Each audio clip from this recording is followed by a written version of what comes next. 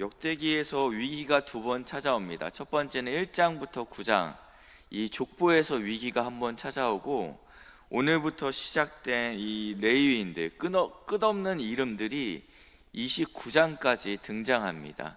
여기서 이제 두 번째 위기가 찾아오게 됩니다. 먼저 이 레위기가 왜 쓰여졌는지에 대해서 알아야지 저희가 지금 이 끝없이 나오는 이름들에 대한 의미를 좀 이해할 수 있을 것 같습니다. 어떻게 보면 레위기는 사무엘 상하, 열왕기 상하와 중복된 시기를 기록하고 있습니다.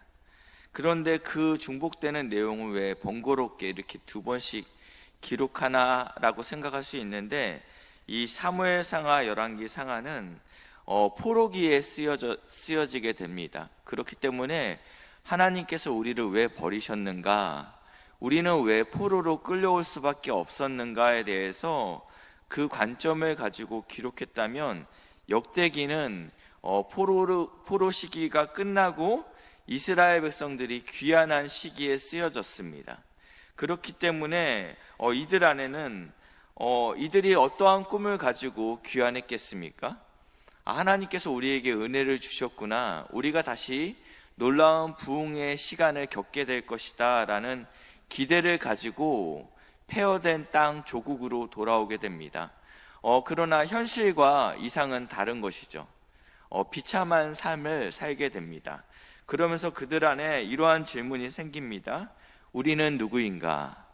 그리고 정말 이것이 맞는가? 라는 이러한 고민들이 이들 안에 생기게 됩니다. 왜냐하면 성전을 지으려고 하는데 이방에서 계속적으로 방해가 일어나기 때문입니다.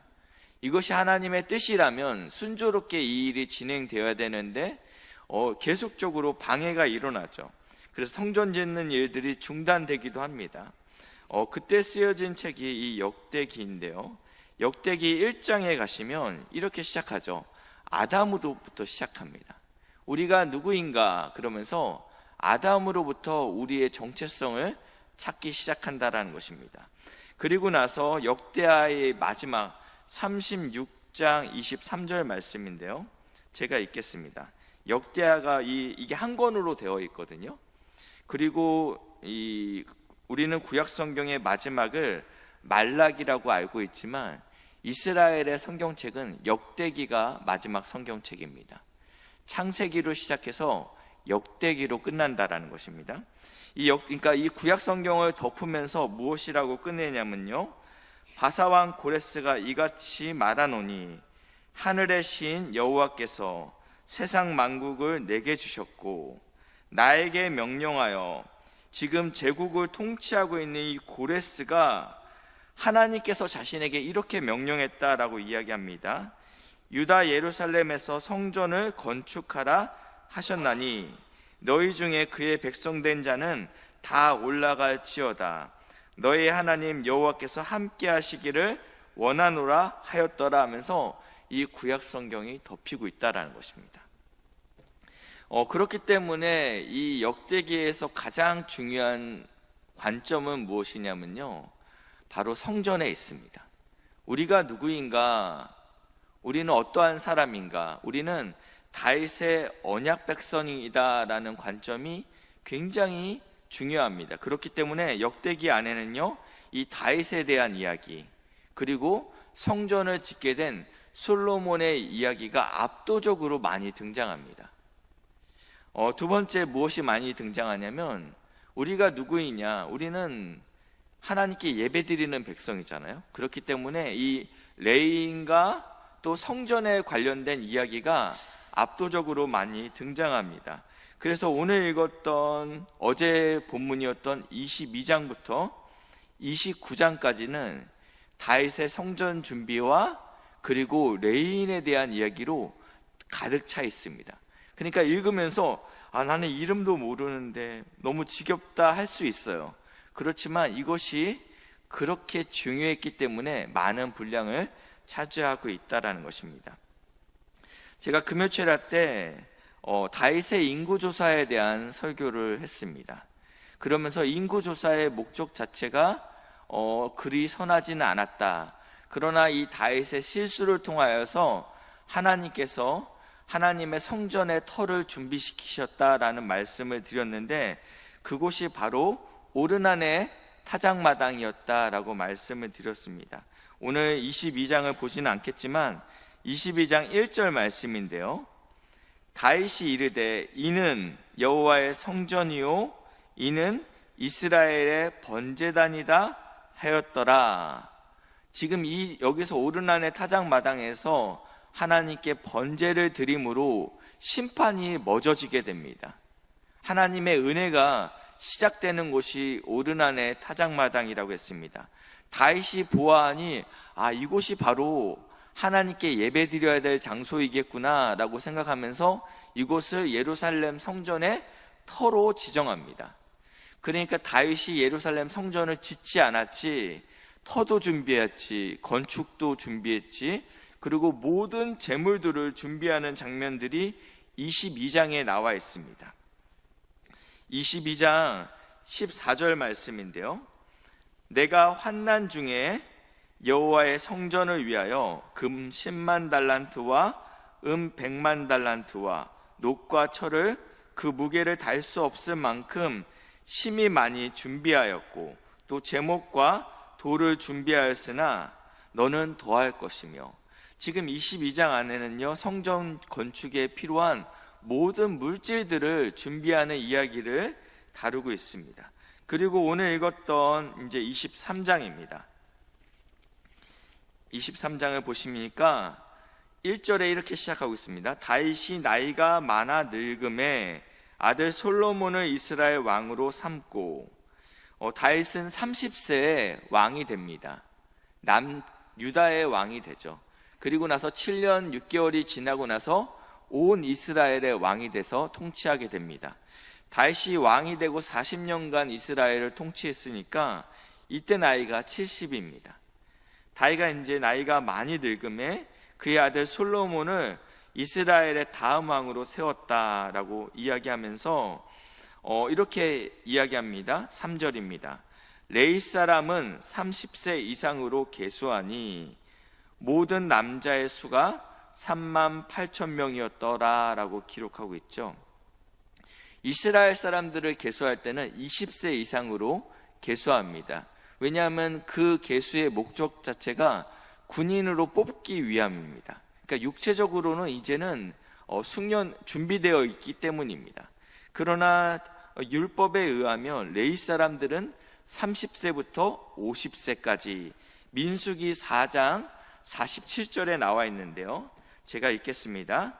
민수기 4장 47절인데 30세부터 50세까지 회막 봉사하는 자와 매는 일에 참여하여 일할 만한 모든 자 곧 그 계수된 자는 8,580명이라. 이것은 이 광야를 나올 때 레위 사람들을 계수한 숫자입니다. 근데 그 계수할 때 다른 지파들은 20세 이상으로 계수했는데 레위 사람들은 30세부터 50세까지 계수하였다. 그러면서 이 8,000명 정도가 됐는데, 오늘 나와 있는 이 본문은 이 다윗 시대에는 정확히 340% 증가했습니다. 그러니까 이 장막에서 일할 만한 사람들이 340% 증가했다라고 기록되어 있습니다. 20세 이상으로 계수하지 않았습니다. 육체적으로 준비가 돼 있다고 해서 영적인 일을 감당하기에 합당한 것은 아니기 때문입니다. 그렇기 때문에 이 하나님의 일을 감당하기 위해서 어느 정도의 인생의 경험과 또 하나님 앞에서 부침이 필요했던 것이죠. 그래서 3만 8천 명이 준비되었는데 4절입니다. 그 중에 2만 4천 명은 여호와의 성전의 일을 보살피는 자요. 여기는 이제 좀 기억하셨다가 제가 나중에 설명드리겠습니다. 그리고 6천 명은 관원과 재판관이고 4천 명은 문지기요 4천 명은 여호와께 찬송을 드리기 위해 만든 악기로 찬송하는 자들이라. 이렇게 해서 3만 8천 명을 이렇게 어떠한 역할별로 분류해 놨습니다. 이것은 광야 시대와 다른 역할들입니다. 광야 시대 때는 레위 사람들은 성전을 운반하는 일을 감당했죠. 성막과 법궤와 그 안에 있는 모든 도구들을 운반하는 일을 감당했다면 이제는 더 이상 그러한 일을 감당하지 않아도 되게 됩니다. 왜냐하면 더 이상 성막이 이동하지 않기 때문입니다. 그렇기 때문에 역할이 바뀌게 된다라는 것입니다. 상황이 바뀌니 역할도 바뀔 수 있다라는 것입니다. 그리고 나서 제가 이제 4절에 24,000명이다 라고 말씀을 드렸는데, 이제 6절부터 23절에 어떠한 이야기가 나오냐면요, 이 레위 지파의 세 아들 누가 나오냐면 게르손과 그앗과 무라리 가문이 나오죠. 그래서 이 가문별로 지금 조직을 나누게 됩니다. 조직을 나누는데 첫 번째 7절, 게르손 자손은 이 조직이 10개입니다. 11절까지 10개의 조직으로 나누게 됩니다. 12절입니다. 그앗의 아들들은, 그러면서 여기에 대한 조직은 9개의 조직입니다. 그리고 21절입니다.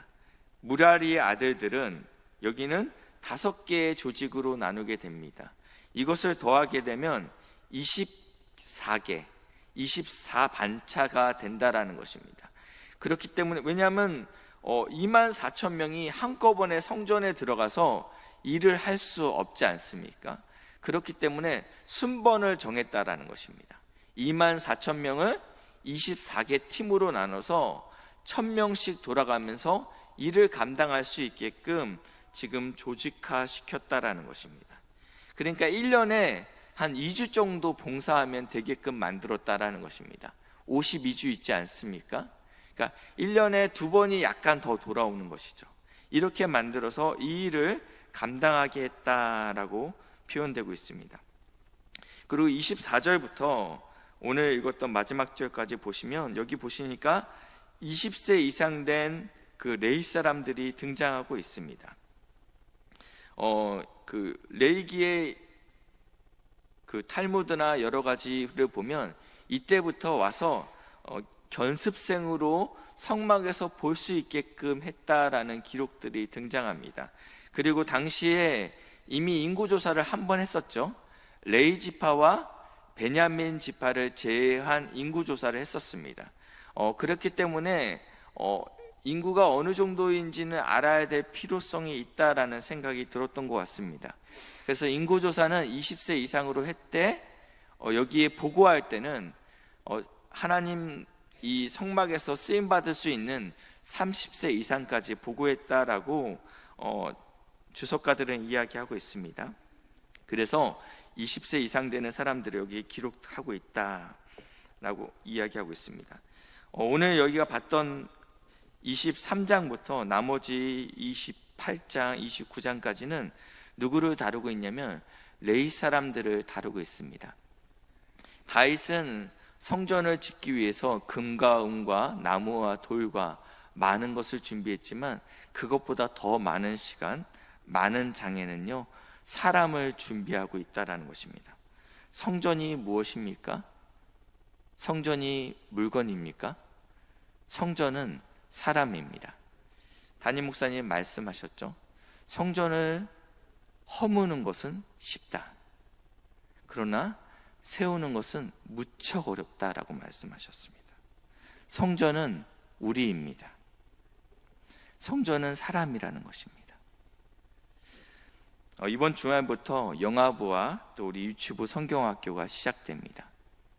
사실은 이들에게 말씀을 전하는 것은 무척 쉽지 않은 일이죠. 말씀을 전한다고 해서 아이들이 받아들이는 것처럼 느껴지지 않을 때가 있습니다. 그러나 우리는 이 성전을 채우는 일, 성전을 세우는 일에 집중해야 됩니다. 사랑하는 귀한 우리 동역자 여러분, 이 새벽에 우리 주일학교 선생님들과 우리 교육자들, 특별히 이번 주에 있는 우리 영아부와 유치부 성경학교를 위해서 기도해 주시면 감사하겠습니다. 기도하겠습니다. 좋으신 하나님 감사합니다. 주의 몸된 교회를 주님께서 지키시고 또 세워주시니 감사합니다.